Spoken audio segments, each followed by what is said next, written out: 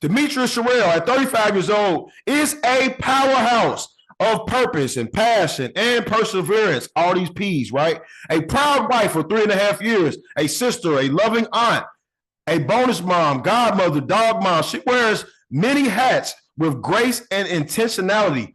At the heart of it all, she is a worshiper who finds joy in movement, whether that's through praise, dance, or melody. She's singing. She's been singing since the tender age of 3. A Detroit native, she graduated summa cum laude from Mumford High School, following in the footsteps of her grandparents, great aunts, and uncles who also walked in his halls. Her roots run deep, and so does her commitment to legacy. Since 2017, she has carved out her place in the financial services industry, starting with credit repair, then expanding into supplemental health and life insurance. She ultimately discovered her true passion, educating families and business owners how to build and sustain wealth. Her approach is simple but powerful. Shift your mindset from if or to both and mindset, and recognize that wealth is built through knowledge, strategy, belief, and most importantly, action. She empowers others to understand that financial security isn't reserved for the few, it's available to all who are willing to learn and apply the right tools. From foundational money management to building generational wealth, she equips families, business owners, and entrepreneurs with tailored strategies that match their goals and lifestyle. Her mission is bigger than individual success. She is in the business of changing lives, changing financial lineages, and helping households shift their mindset to embrace lasting abundance. Whether she's leading a workshop, mentoring clients, or sharing wisdom in everyday conversations, she is transforming communities one family, one generation at a time. That's why she is known as your family's favorite financial strategist. I want everybody to unmute those phones. I want you all to give a warm wisdom and wealth welcome to our sister from Detroit, Demetria Sherill. Thank you. I appreciate that. That is a welcome. That is an intro. Thank you so very much, Joseph. I greatly appreciate the opportunity to be on your platform. I'm just going to say really quickly, yes, I met him. I purchased his books, and I told him 2 years ago, one day I'm going to be on your panel. Like just one day, I told him that I wanted to be, I'll get there one day. And look at that, full circle. You know, I was very happy and honored to see his message for me to be on this platform. So, again, my name is Demetria Sherill, your family's favorite financial strategist, and I'm here to talk to you today about money mindset. So I don't have to go through the other stuff about myself because he clearly just did a great job talking about that and reading that. So I have 45 minutes and I'm going to try to condense all of this information into 30 minutes so that I can give y'all some time for Q&A. All right, I got some notes here so I can stay structured and on schedule. All right. So the first thing that I do, I have a question. So I need participation. I appreciate y'all having y'all cameras on. Um, get your chat open because you are going to need to be typing some things in the chat. All right. This is a dialogue. I'm not here to just talk to you. This is going to be a conversation, and I would love to have your feedback as we go through this. So my first question to you, if you can type in the chat, what does financial freedom actually look like to you? It could be one word, 2 words, it can be a sentence. But what does financial freedom actually look like to you? What does it mean to you? Because the thing about getting to a place, you have to know what it is it looks like that you're trying to get to. If you are a cake baker, you have to have an idea of what you, or a cake decorator, I'll say a cake decorator, you have to have an idea of what the end result of that cake you want it to look like in order for you to even start. You can't decorate a cake if you don't have an idea of what you want this cake to look like, right? So what does financial freedom actually look like to you? Have you taken the time to even consider what it truly looks like so that you could then break that down into processes of how to actually obtain the financial freedom? All right, so I see that someone has mentioned time. Time is freedom. Time is a big one because time is one thing you cannot get back. All right, I'm gonna try to keep up with this chat here. I see that we have what else? Somebody said also said time is freedom and the ability to be a resource for actionable solutions to others according to the Father's will. Abundance. You can freely help others. That is absolutely correct. So being of service definitely, I feel like contributes to that financial freedom because what good is financial freedom if everything you're doing is just for yourself and not into the benefit of other people and people in your community? More than enough, someone else said. All right, perfect. So financial freedom to you guys looks like owning your time, which I am so glad that you said that because again, time is the only thing you cannot get back. So what I'm going to talk to you about briefly for these next few moments is what it takes to have a shift in mindset. And when I talk about having a shift in mindset, it has to do with your perspective, it has to do with your past experiences, and it has to do with you actually knowing what money is for. Most people don't know what money is for. Most people do not have a healthy relationship with money. So that is my next question. You don't have to put it in the chat if you don't want to, but if you feel led to, feel free. What is your relationship with money? What has been your experience with money? Has money only been something that you think of to pay bills? Do you have a good relationship with money from your past experiences? What was it like for your environment growing up with money? With your parents having money, with your family, extended family having money? Did they always complain about not having enough money? Did they have an abundance of money and you seen them do not so good things with money? What is your relationship and your mindset towards money? The use of money is one of the most important things that it takes in order to have a shift in mindset if you don't already have the appropriate one. All right. So fear can definitely be a big thing. People don't always correlate fear with money, but it is absolutely a thing. People have a fear of having too much money. People have a fear of not having enough money. So fear can really go both ways when it comes to money, depending on the person, their experiences, and their situation. All right. So your fear, your environment, and your experiences, whether it's something you've experienced personally or your experience passed down through other people that you've been around. All right. So someone said in the comments they didn't have a good example growing up regarding money. That can affect your perspective. That can affect your own relationship towards money because you are taking on what you have seen, which most people do, especially as children, and those things get embedded into us, and then we operate out of that as we grow older. And it is up to us, as scripture says, to continue to renew our mind so that we can actually walk out the things that the Most High has called us to do. All right. So next thing I want to discuss with you is there are usually three different types of mindsets that people have towards money. And these three different mindsets are people that we will call a debtor, a saver, and a wealth creator. Ideally, those are the three types of people and the three types of mindsets that really contribute to how someone operates money. Someone also mentioned in the comments it is a tool to help boys, men 8 to 18 to manage their lives. Absolutely. Money can be used for everything. Money is needed to do everything. So debtor, saver, wealth creator. What do I mean by that? So let's talk about a debtor. What I would love for you to do as I'm giving the definitions behind these titles, I want you to consider yourself. And I want you to consider where you fall in the category as either a debtor, a saver, or a wealth creator. Not what you would like to be, but I want you to actually consider where you are present day right now. And it is based on your mindset. It actually doesn't have to do necessarily with everything with your money. It has to do with your mindset. And your mindset is what actually places you in the category. And that also actually can tell where you are in your finances. So, what is the debtor? The debtor is someone that pretty much lives check to check. You go to work, you pay your bills, you go out to eat, you enjoy life, and you're back at zero. Then you go to work and you do the same thing over and over and over again. To some people, that's living the good life because some of them are able to still sustain and do the things that they desire to do, but it always puts them back at zero because they got to go back to work and do the same thing all over again just to obtain the money that they just went to go spend, right? And when you think about even people that you may see on the street, homeless people, or you can just think of someone that may not have what you would call middle class. I'll put it that way. What you may call middle class. Not having too much, but they're not below average either, right? That's paycheck to paycheck. That's a debtor.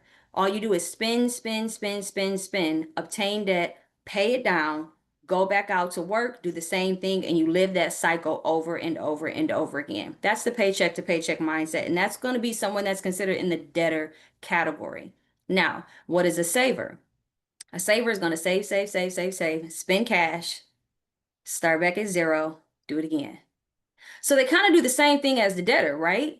But except they got one step ahead of the debtor. They actually do put money aside, right? They save, save, save, save, save, whether it's for a vacation, whether it's for a something specific that they want or something that they're giving to someone. They save, save, save, save, save, spend that cash, and then they go back to the line of zero, and then they do it all over again, right? So let's also pause right there. With the saver, what they do is whether you save money in a sock, a refrigerator, a bank, under your mattress, wherever you save your money, I want you to remember that that money only grows as you go out and work, and then you add to that savings, right? So you are working almost double in overtime. Why? Because you're working a bunch of hours to make a bunch of things happen with one check, okay? Or with, I'll say with $1, but what I mean by $1 is one payment, okay? So you have your bills and then you have savings. So your money is being put into two different positions off of the same check. And every time that you go to work, you have to think about, do I have enough to actually put aside this week or this month? Or do I have to just pay bills? So that's something else I also want you to think about and consider. Do you have a frequency of your savings? If you save, if you are a saver, do you have a frequency, or is it whenever I get some extra, then I'm gonna go ahead and save? All right. If this is making sense so far, if y'all can drop some fireballs, drop a thumbs up, drop a heart, drop whatever you want to drop in the chat. I just want to make sure that this is making sense to you all so far. Um, Perfect. I'm glad, glad, glad to see it. All right, so I'm gonna keep going. So next we are going to go over the actual wealth creator. All right. So a wealth creator is someone that actually sees opportunities and they switch their mindset pretty much from a consumer mindset to a producer and a creator's mind, creative mindset, right? What do you mean by that, Demetria? I'm glad you asked. When you go out, if you don't see opportunities by the things around you, you are just a consumer in your mind. You find and you see ways of how to spend your money, but you don't see opportunities for you to create money and create opportunities for other people. That's a wealth creator's mindset. They don't just see consumer thoughts, consumer ideas of spending, spending, spending, but they see opportunities of how to create assets, how to create and build money, and how to create opportunities for other people. Because ultimately, we just said that time and freedom and doing for others is what financial freedom looks like to us. Well, you can't see other opportunities and you can't create other opportunities and you can't see assets if you're only spending, if you're only being a consumer. Okay. You're only thinking about yourself or your situation or your environment when you're only a consumer. But the moment we get creative enough to start seeing things, when you're driving down the street and you see an abandoned building, you're not going to have a complaint about how it's making your neighborhood look bad. You're going to wonder, how can I buy that building? Who can I partner with that could buy this building? And whatever gift you offer, y'all can partner and now make your neighborhood better, right? That's a mindset shift. Being able to see things. When I go into restaurants, I am a foodie. I will tell you right now, I'm a foodie. I love food and I love trying new foods. Give me a good plate, I'm gonna be happy, okay? I am a foodie. But when I'm in restaurants, I see things differently. I see how the service is. And honestly, I'm at the point now, I wonder what it would take for me to buy this business. I don't want to operate it. I just want to be the owner of it, right? That is a thing. When I'm going to different amusement parks, I'm wondering like what kind of partnership could I have with some of the employees here? What can I do to partner with someone else here? When I am driving down the street, I now can really see how many opportunities it is for housing, especially in the Detroit area. right? I see so many opportunities that can turn into these apartment buildings that may be abandoned, and how this can actually be turned into a shelter, right? This can turn into housing for veterans. The gentleman that was on, I believe on Friday, Mr. Gary, beautiful work, absolutely beautiful work, but he had to have a particular mindset shift at some point in his life where he did not just see land. He did not just see buildings. He did not just see homeless people on the street. He did not just see disabled veterans. He's seen an opportunity to create something better for his community. So when we're talking about money mindset, it's more than just the dollar itself necessarily. It's about, like we've all said, being able to serve others, right? It's being able to serve others. So I'm gonna end there. So the takeaways for that, I want you to type in the chat three different types of mindsets towards money. You are either a debtor, a saver, or a wealth creator. If you're bold enough, if you would like, put where you would say that you are right now in your current financial situation. Do you consider yourself a debtor, saver, or wealth creator? And don't feel bad if you're a debtor, because you're here today and you have the opportunity to gain as much information and knowledge because of this platform where you no longer have to be a debtor. And we have people here, and Joseph has brought people here to show you how to take that next step. So we got wealth creator, we got wealth creator, saver, wealth creator. All right, we got a bunch of wealth creators in here. So I love that. I love that. All right, so a couple of things I do want to kind of backtrack on. So, another thing with wealth creators, two main things that you have to understand is opportunity cost and OPM. I'll say that again. As a wealth creator, you have to understand OPM and opportunity cost. Well, what is OPM? OPM is other people's money. That's right. Learning how to leverage other people's money will get you very far in life. What do I mean by that? OPM is a financial institution. OPM can be a grant. OPM is a loan. OPM is an investor. These are all ways that you are using someone else's money as capital to build your business, your brand, to then flip that money, right? You make that back plus some, which is your profit. So if it's a loan and you need to pay it back, of course, if it's a grant, thankfully you don't have to pay that back. But if it's a loan, you have now made back the loan plus profit, which means you have to have a scalable business. You have to have an actual plan so that you can make sure that that is scalable and you can do that, right? So OPM is going to allow you to get capital from someone else, get that money back plus profit, pay that loan back. And then you take the profit that you have and then you flip that again. So you've taken the same dollar that someone else gave you and you've made money off of it twice. You have not had to touch your own working money as of yet. That is the mindset of a wealth creator. Also, with that, like I also mentioned, forward momentum of money is one of the most powerful things that a wealth creator can know and understand. Because every time, going back to those restaurants, going back to paying bills, opportunity cost is, and forward momentum of your money is going to be every time that I spend money on a good old delicious meal at a beautiful restaurant that is not for a business trip. I am losing out on the forward momentum of that. I have stopped the forward momentum of that dollar, and I have missed out on the opportunity of every dollar that I just spent on that meal that that dollar could have made me. Mm. That's one of the most important things. If everybody could get that in their head, once I realized that, y'all, I don't even like paying certain bills. I'm gonna just be honest. Taking large lump sums of money, I like to use work bonuses as an example. Okay. Say you get a bonus, annual bonus from your job, $5,000.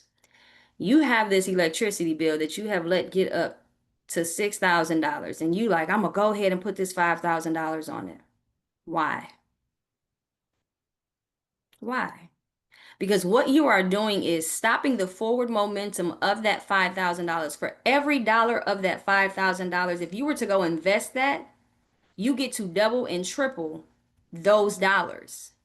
But the moment you pay a bill, the moment you go out to eat, the moment you put that money into someone else's wealth creation, into someone else's legacy, you have lost out on the opportunities that every dollar that you just made could have gotten you.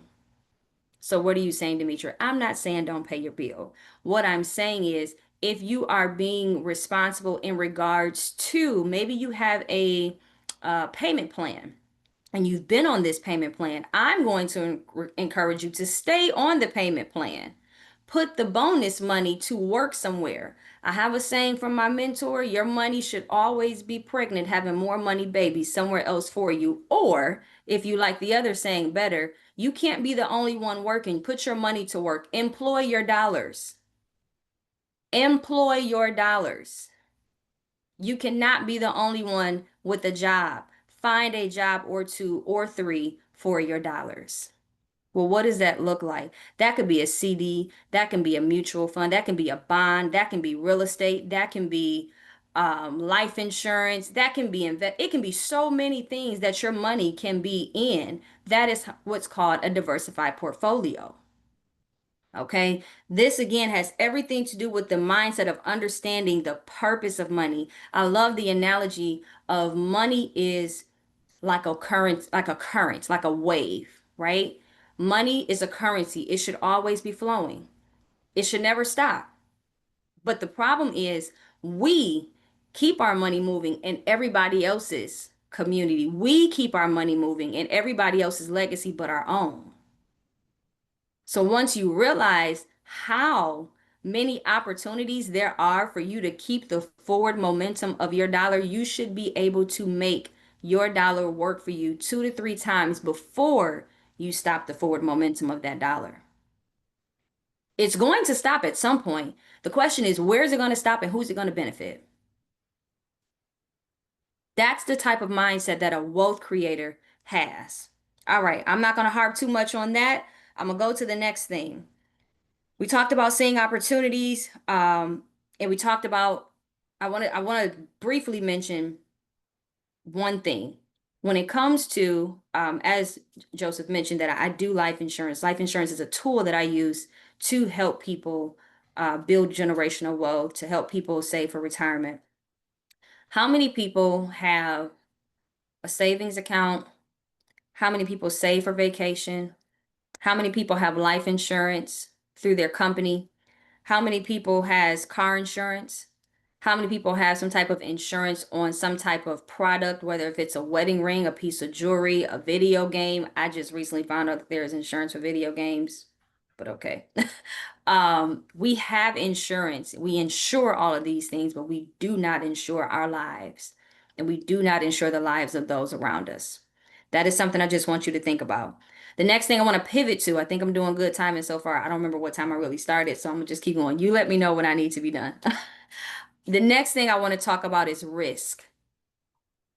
A lot of people are fearful of risk, but I am here to submit to you a proposition. You are taking risk one way or another. There are people that do not like to do investments because they're afraid of the risk of losing money. But guess what? When you don't take risk on investments, you're also taking a risk on missing out on the opportunity to gain as well. So you either take the risk of losing, but you have to know that when you lose, you automatically have to win as well. You're never going to stay at the bottom. The market never stays at the bottom. It's always fluctuating up and down, but it's up more than it is down. But you have to understand, regardless if you invest or put your money somewhere to work for you, or if you don't, with you not putting your money to work, you are putting your money at risk of not ever making another dollar for you. For you to be the one working until the day you are laid to rest, instead of your money working for you while you're resting and not in the grave. You should be able to make money while you're sleeping instead of you working the graveyard shift. I hope this is making sense so far. If this is making sense, I don't know, give me some fingers, some spirit fingers. I don't know, whatever you want to do, drop something in the chat. All right, so I do want to talk also. Next, I want to go into two opportunities, two areas, our biggest areas where we lose money, each and every person. taxes and interest. Again, I'm giving you real life situations, but this is all a money mindset. Because again, in order to have a money mindset, you got to know where you're going. In order to be a cake decorator, you got to know what kind of decorations you want to put on the cake. You got to know what type of ingredients will prevent your cake from rising, will prevent the icing from laying a certain way. You have to know what type of things will be roadblocks, and what type of things will propel you. Taxes and interest is a roadblock. And it is something that we all run into on a day to day basis. All right. So taxes, um, most of us, or most people, that have a W-2, you have taxes taken out of your check before you get your check, right?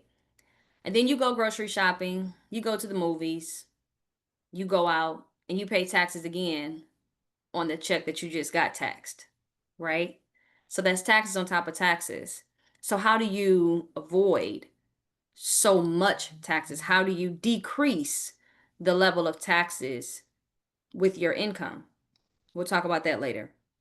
But I do want you to know that taxes is one of the biggest areas that you are losing out on money. Taxes is one of the biggest areas of opportunity cost that is stopping the forward momentum of your money. Just imagine the money, and even when you get your taxes back, you're still not getting everything that you should have gotten. We know that, right?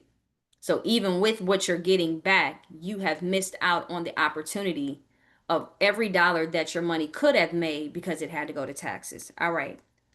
Effective interest. You have two different types of interest. You have positive effective interest and you have negative effective interest. What is going to be your negative effective interest? That's going to be interest on things like your mortgage, your car note, and any type of loans, whether if it's a personal loan, a student loan. Those are negative effective interest. What do I mean by that? You're paying out interest, so that's not affecting you positively. So that's going to be negative effective interest. Well, what would be positive effective interest? Positive effective interest are going to be things like your assets, things like when you're leveraging things, you obtain positive effective interest, and more importantly, compound interest. One of the most powerful things that is out there for you to gain positive effective interest. Okay. So when you are paying interest on a mortgage, paying interest on a car note, paying interest on your credit card, paying interest on your loans, you are dishing out so much extra money and losing out on the opportunity that every one of those extra dollars that you're paying could be making you. So, risk consists of taxes and interest. That's negative effective interest and positive effective interest. All right, I'm going to keep going. I want to double back really quickly on the debtor because I know this can be controversial, and I would love to hear your comments in the chat. Is there a such thing as good debt? Does anybody agree? You say yes? We got some believers. There's a such thing as good debt. I love it. So I got some real wealth creators in the room. There is absolutely a such thing as good debt. But it takes someone with a shifted mindset to know and to understand that you can leverage your debt to bring in more income, to bring in a cash flow. It goes back to what we were talking about in regards to utilizing capital from someone else, that opportunity cost, in order to gain, to be able to make a profit off of what was given to you. Rich people, listen, yes, rich people have taught. The thing is, they've been doing things for so long that we weren't able to recognize what it was that they were doing. We turned a blind eye to what's been right in front of us all along. But that's what we're here for, right? We have been given knowledge, we have been given information, and we're going to make different changes so that we can go take this information to the nation, to the world, so that they'll know, hey, this is something, this is another option, right? As I always say, it doesn't have to be a if this or that. It can be a both and. It can be a both and. You can have both. You can work and still build generational wealth outside of that job, because that job should be paying you to build what it is that you know that you're called to do, because you're not called to build that 9 to 5 unless that's your own business, right? All right, let's keep going. I want to shift really quickly to how life insurance can actually work with a wealth creator's mindset. So, again, life insurance is a tool that I use, but I am most passionate about talking about mindset first because it doesn't matter how much money and wealth you obtain if you don't know what to do with it, it's going to be a hindrance to you by any means.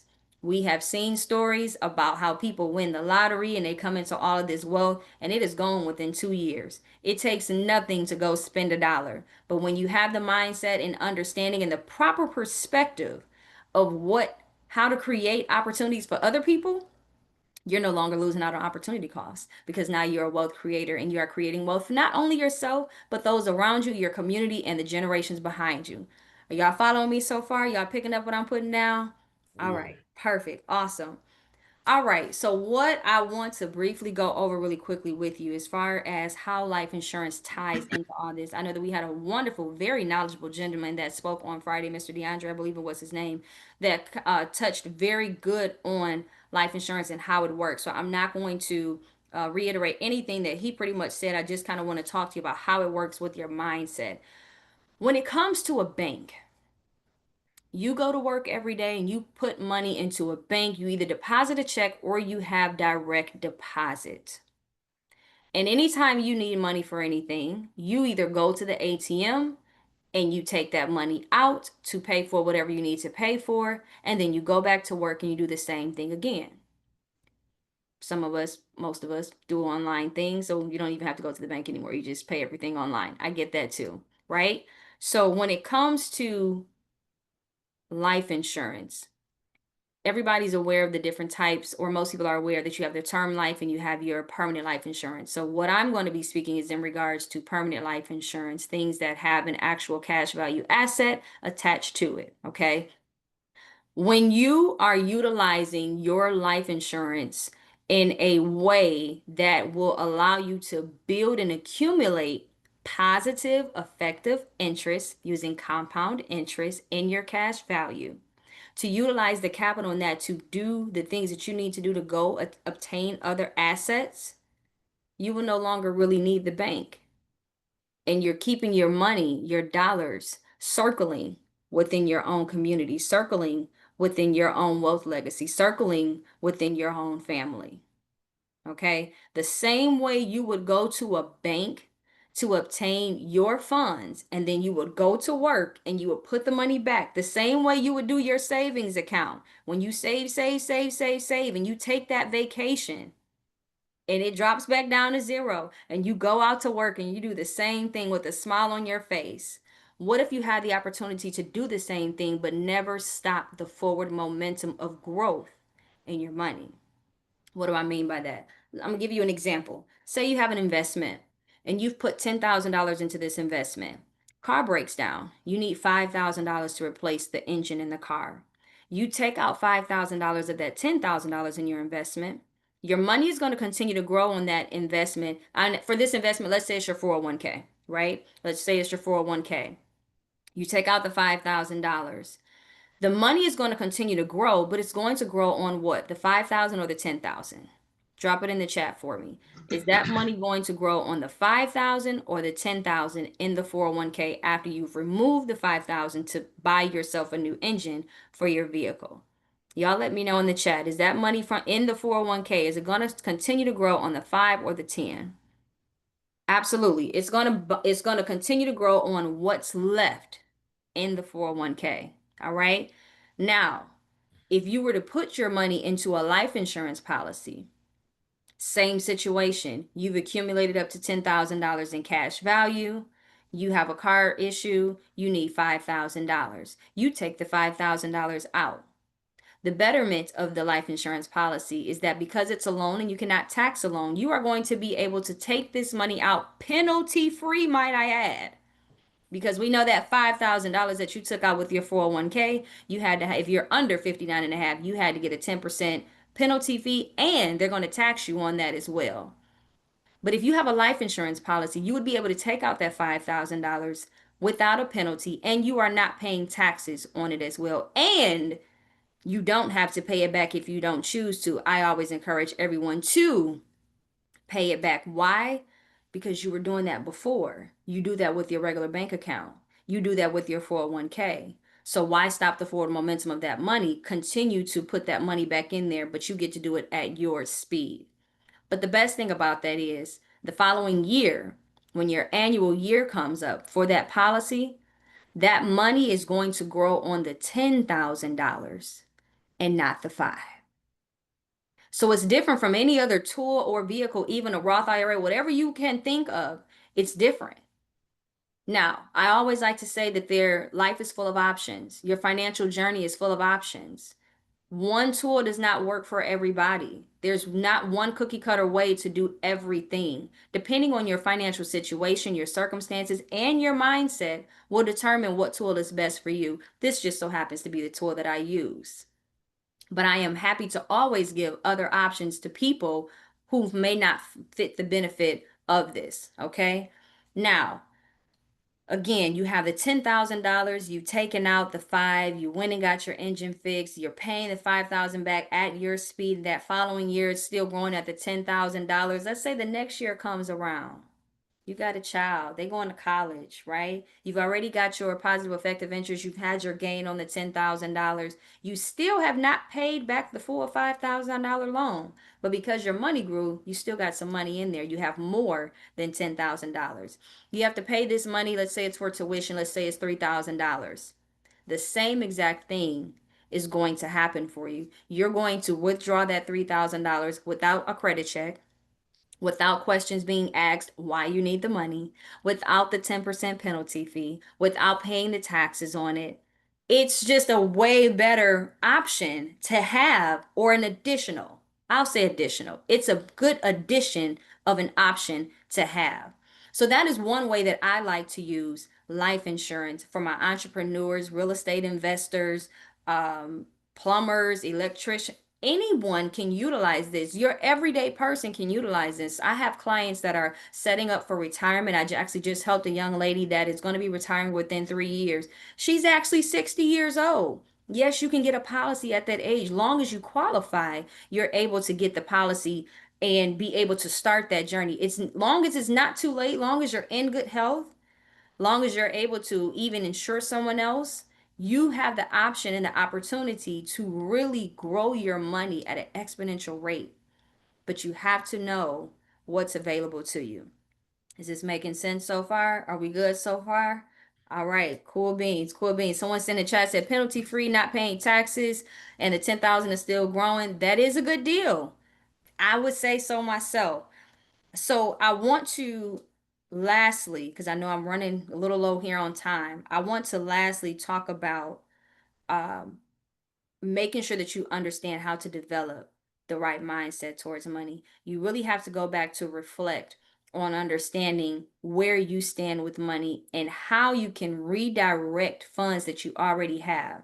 That's one of my passions. And when I have consultations with my clients, I don't want you to necessarily change your entire lifestyle to make something work for you. Let's find a way to take money that you're already spending unnecessarily or unknowingly. Because sometimes we're spending money unknowing. We have little leaks in our wallet that we don't know about.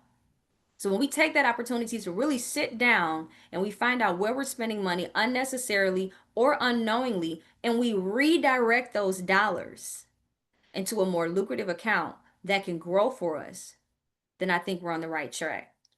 Well, how do you find money that you're spending unnecessarily? What do I mean by that? What I mean by that is things like those mortgages I was talking about, things like those credit cards that have those negative effective interest. There's a way to utilize life insurance to literally get out of debt. You can literally take a whole life insurance policy, long as it's structured appropriately, you can actually get out of debt. Look at it as the snowball effect on steroids. The difference with a traditional snowball effect and a snowball effect with a life insurance policy, when you utilize the traditional snowball effect, you're taking all of your debts, you're seeing which has the greatest interest rate, you're seeing what all has an interest rate, whichever one is greater, you start with either the one that's greater or the one that's least, and of course, whatever, well, I'll slow down for anyone who does not know about the snowball effect. If you have five debts, and you have one with a 5% interest, one with a 20%, maybe one even with a 25% interest. Let's say you want to start with the lowest interest rate. You're going to still pay the minimum on all three debts. But that smallest one that has the lowest interest rate of only 5%, once you've accumulated enough cash, you're going to pay that one off completely. Now, for the next debt that you have that has the 10% interest, you're going to actually pay the minimum on that debt, but you're also going to take whatever minimum you were paying on the one that you just paid off. You're going to now add that money to that debt. Y'all follow me so far? So basically, you're still spending the same amount that you were when you had all three, but now the money of the minimum debt that's now eliminated, that minimum is now being added to the second one, and so on and so forth. So once you actually pay off that second debt, then whatever minimum you were paying for the 5% interest, whatever minimum you were paying for the 10% interest, is now also being added to the minimum of that third interest. Got it? Does that make sense? Did I go too fast? We're good. Okay. Now, the only thing with that is you have stopped the forward momentum of your dollars when you did that. Those dollars are gone. You can't do anything else with those dollars. You pay the debt off. Great. Hallelujah. Thank you. But there's other options. I want that word options to be embedded into your soul today. Okay. I want you to always know that you have options out there. You just have to know what they are and where to go and how to get to them. If you were to utilize the same concept with a life insurance policy, let's just go back to the example of you having $10,000 in cash value and you needed $5,000 in order to pay that engine. You can do the same thing with a life insurance policy. You take all the same debts. We got the same 5% interest, 10% interest, and 20% interest on each bill. But if the money is sitting in a life insurance policy, it has grown to a certain point, and then you take the loan out of the policy, pay down the first debt. But when you take the loan out, remember it's going to still grow. So your money's still working for you while you're paying down debt, right? You take that last that 5% that 5% debt that you have, it's paid off because you've taken the loan out of the policy. I'm gonna use a real life example. I have a client, one of my favorite clients. He retired. He took his 401k, gave it to me, and put it in a life insurance policy. Now, because it was his 401k, it was a large lump sum, right? He put $70,000 into this life insurance policy. He had access to, because when you have a whole life insurance policy, you have access typically to about 60 to 80%, depending on the carrier, accessible to you once you put it in, and you have access to it within 30 days. Okay. Now, he put in 70. A portion of that went to the face value, aka the death benefit. Okay. So he had a portion that gives him a death benefit. So he has life insurance, but now he also has a cushion to pay down his debt. Now, this gentleman was pretty high in the debt, almost $100,000 in debt. He took out a loan from his cash value within less than 30 days of him starting his policy. He paid down 11 debts. 11 debts, got rid of them. Now, what does that mean? I also employed him, pay this back into your account, your legacy. Pay it back into the cash value. Why? Because now instead of you paying the financial institution, I do also make sure that I go into an elaborate, extensive financial analysis with all of my clients so you can see how much you're really paying when you pay interest. Whatever you're paying for, when you're paying interest on it, you're paying for it more than once. I can guarantee you that. And the higher your interest rate is, you're probably paying on that thing 2 or 3 times before you actually pay it off. Okay. All right. So back to the client. $70,000 in, he had access to about, I think it was about $53,000 that he had access to within that 30 days. He took out a loan of $20,000, paid down 11 debts. And now what he's doing is paying all the minimums. We took all the minimums that he was paying for all 11 of those debts, and that's what he's contributing on a monthly basis back into his cash value policy. And guess what? He's going to pay that loan of that $20,000 back within a year and 4 months. Do you know how long it would have taken him to pay off all 11 of those debts if he had kept paying interest on that? Now, I don't want you to think that it has to be a large lump sum of money. It just may take you a little longer, but this is a journey. This is not a sprint. The same way it took you a while to get into the debt, it may take you a while to get out of it, but just know that it's possible. That's the most important thing. To know that it's possible, to know that there are options out there. Now, do you have your 401ks? Do you have your Roth IRAs? Absolutely. I don't discredit them.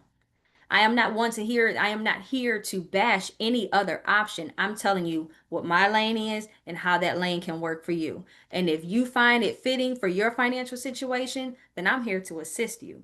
401ks, I believe, are amazing only if they match you. I will give that disclaimer. If you are putting your money into a 401k and you're under 59 and a half and your company does not match you in any way, form, or fashion, you are locking up and imprisoning your money. You do not have liquidity, access, or control to your money. And they're going to tell you when you can take it out, why you can take it out.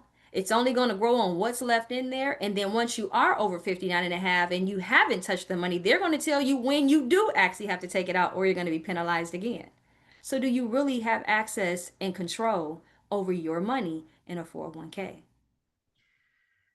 I always tell people that is another opportunity to gain and find money that you're already spending. So if you are paying more on your mortgage than what, if you're paying more than a minimum on your mortgage, if you're paying more than a minimum on your car note, if you're paying more than a minimum on your credit cards, those are the extra dollars that you're spending unnecessarily that can be redirected into a more lucrative account that will allow you to pay that debt off faster. And I will yield with that.